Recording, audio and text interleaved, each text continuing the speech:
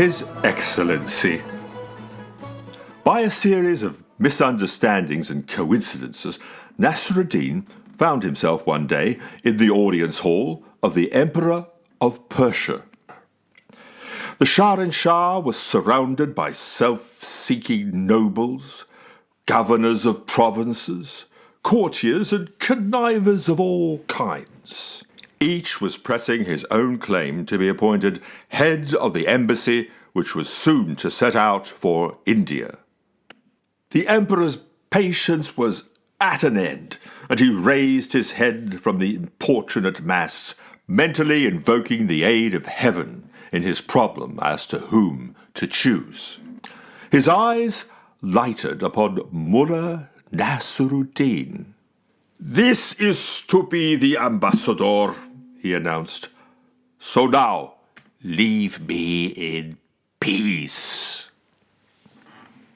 Nasrudin was given rich clothes, and an enormous chest of rubies, diamonds, emeralds, and priceless works of art was entrusted to him.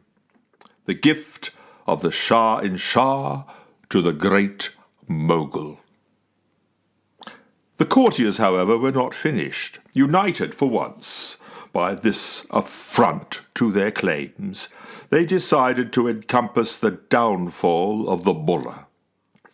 First, they broke into his quarters and stole the jewels, which they divided among themselves, replacing them with earth to make up the weight. They then called upon Nasrudin, determined to ruin his embassy, to get him into trouble, and in the process, to discredit their master as well. "Congratulations, great Nasrudin," they said. "What the fountain of wisdom, peacock of the world, has ordered must be the essence of all wisdom. We therefore hail you.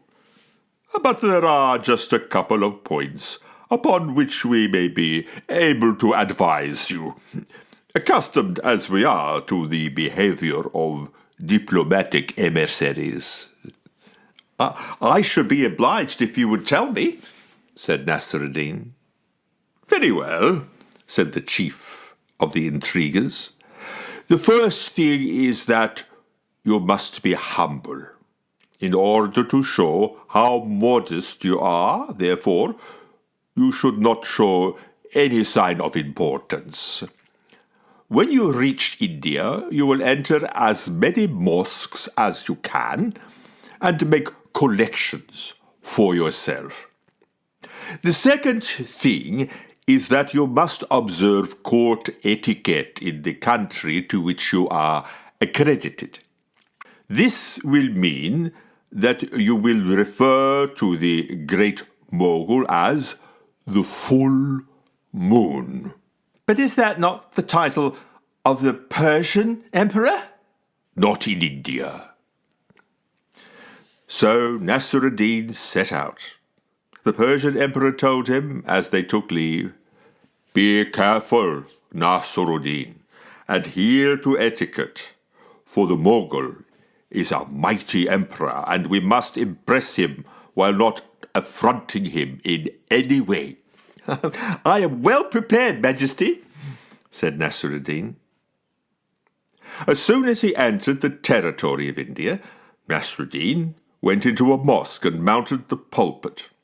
"O people," he cried, "see in me the representative of the shadow of Allah on earth, the axis of the globe. Bring out your money, for I am making a collection." This he repeated in every mosque he could find, all the way from Baluchistan to Imperial Delhi. He collected a great deal of money. "Do with it," the councillors had said, "what you will, for it is the product of intuitive growth and bestowal, and as such, its use will create its own demand."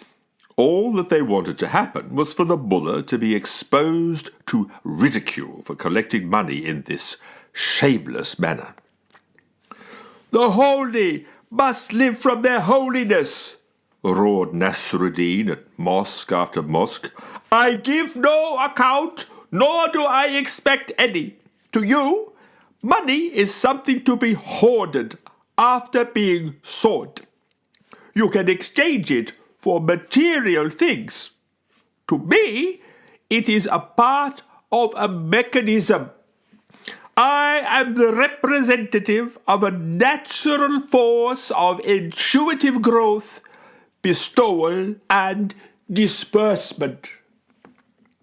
Now, as we all know, good often proceeds from apparent evil, and the reverse. Those who thought that Nasrudin was lining his own pockets did not contribute. For some reason, their affairs did not prosper. Those who were considered credulous and gave their money became, in a mysterious way, enriched. But to return to our story. Sitting on the peacock throne, the emperor at Delhi studied the reports which courtiers were daily bringing him, describing the progress of the Persian ambassador. At first, he could make no sense out of them. Then he called his council together. Gentlemen, he said, this Nasrudin must indeed be a saint or a divinely guided one. Who ever heard of anyone else violating the principle that one does not seek money without a plausible reason, lest a wrong interpretation be placed upon one's motives? May your shadow never grow less, they replied. Oh, infinite extension of all wisdom, we agree. We must beware, for their moral ascendancy over our materialistic outlook is plain. Then a runner arrived from Persia with a secret letter in which the Mogul's spies at the imperial court reported, Mulla Nasrudin is a man of no consequence in Persia. He was chosen absolutely at random to be ambassador. We cannot fathom the reason for the Shah not being more selective. The Mogul called his council together. Incomparable birds of paradise, he told them, a thought has manifested itself to me. The Persian emperor has chosen a man at random to represent his whole nation. This may mean that he is so confident of the consistent quality of his people that, for him, anyone at all is qualified to undertake the delicate task of ambassador to the sublime court of Delhi. This indicates the degree of perfection attained, the amazingly infallible intuitive powers cultivated among them. We must reconsider our desire to invade Persia, for such a people could easily engulf our arms. Their society is organized on a different basis from our own. You are right, superlative warrior on the frontiers, cried the Indian nobles. At length, Nasrudin arrived in Delhi. He was riding his old donkey and was followed by his escort, weighed down by the sacks of money which he had collected in the mosques. The treasure chest was mounted on an elephant. Such was its size and weight. Nasrudin was met by the master of ceremonies at the gate of Delhi. The emperor was seated with his nobles in an immense courtyard, the reception hall of the ambassadors. This had been so arranged that the entrance was low. As a consequence, ambassadors were always obliged to dismount from their horses and enter the supreme presence on foot, giving the impression of supplicants. Only an equal could ride into the presence of an emperor. No ambassador had ever arrived astride a donkey, and thus there was nothing to stop Nasrudin trotting straight through the door and up to the imperial dais. The Indian king and his courtiers exchanged meaningful glances at this act. Nasrudin blithely dismounted, addressed the king as the full moon, and called for his treasure chest to be brought. When it was opened and the earth revealed, there was a moment of consternation. "I had better say nothing," thought Nasrudin, "for there is nothing to say which could mitigate this." So he remained silent. The Mogul whispered to his vizier, "What does this mean? Is this an insult to the highest eminence?" Incapable of believing this, the vizier thought furiously. Then he provided the interpretation. "It is a symbolic act, Presence," he murmured. "The ambassador means that he acknowledges you as the master of the earth. Did he not call you the full moon?" The Mogul relaxed. "We are content with the offering of the Persian Shah, for we have no need of wealth, and we appreciate the metaphysical subtlety of the message." "I have been told to say," said Nasrudin, remembering the essential gift-offering phrase given him by the intriguers in Persia, "that this is all we have for your majesty." "This means that Persia will not yield one further ounce of her soil to us," whispered the interpreter of omens to the king. "Tell your master that we understand," smiled the Mogul. "But there is one other point. If I am the full moon, what is the Persian emperor?" "He is the new moon," said Nasrudin, automatically.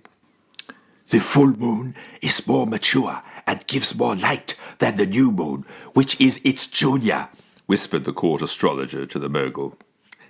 "We are content," said the delighted Indian. "You may return to Persia and tell the new moon that the full moon salutes him."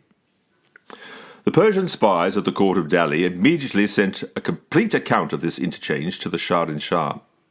They added that it was known that the Mughal emperor had been impressed and feared to plan war against the Persians because of the activities of Nasrudin.